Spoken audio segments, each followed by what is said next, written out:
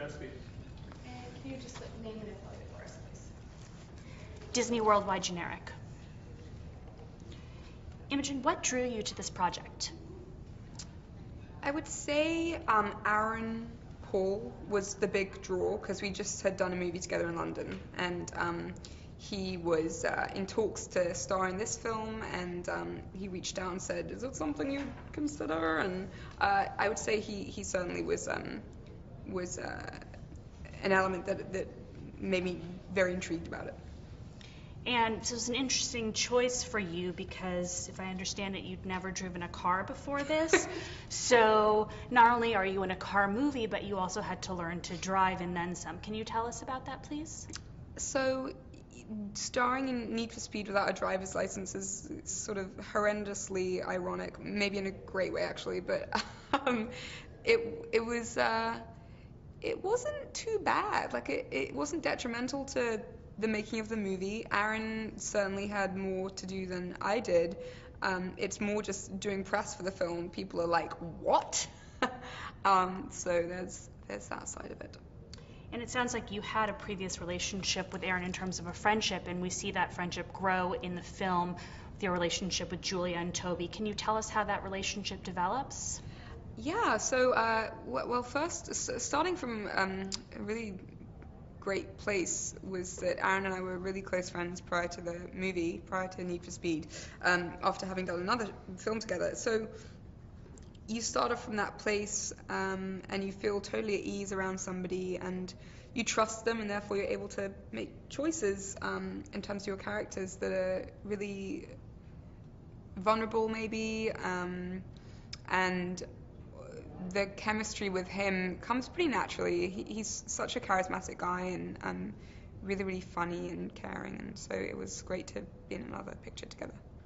Another cool thing about this film was you shot in different locations all over the U.S.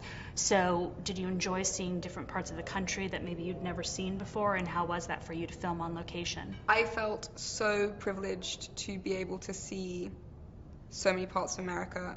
It's a country that I love, and the landscapes blow my mind. Mendocino, San Francisco, kind of a lot of Northern California, but also Moab and Utah. Moab was extraordinary. I'd never seen anything like it before, and it was very much an out-of-body experience when you're standing alone looking at this landscape. And I was grateful every day to be able to see these things, you know. And also the salt flats, all of it. It's just really what a special experience that was. Yeah. Now, Scott Law comes from a background of being a stuntman, so he wanted to shoot everything practically. Did that scare you? Did it inspire you? How did you feel about that? I felt really excited to be a part of something that was negating CGI and green screen. It was sort of going way back when to when things were handmade, really. That's the way I thought about it. You look at something like Butch Cassidy and the Sundance Kid, a film like that, and even going back to like the westerns, and there's something really fantastic and raw and real about knowing that, okay, maybe these characters aren't going to run up a wall onto a ceiling, but that's okay because what's happening is still possible, you know. And that was proved by these stunt guys, and watching them take part in these really, you know, potentially dangerous actions was so thrilling. It really, really was. What would you say you enjoyed most about making the film? Was it being part of the whole practical stunts, or was it being involved in the story? I think I really relished, first of all, the experience of seeing so much of America and seeing these landscapes. That was something that every single day I was absorbing as much as I could.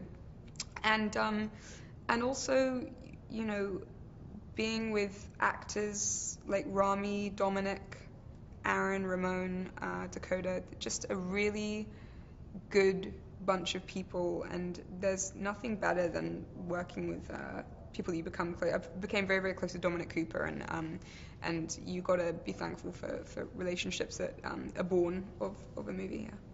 What do you think audiences are going to take away from the film? What do you think they'll experience when they see it?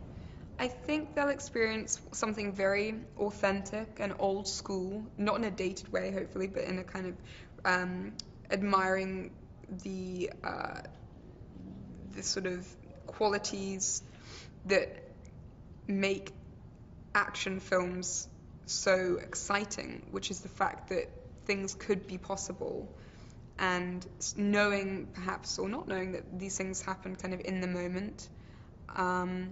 But hopefully they'll have a lot of fun watching it. You know, it's a movie about cars.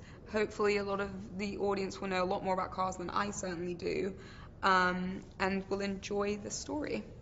Thank you so much. Thank you. I think you get a break now. Woo!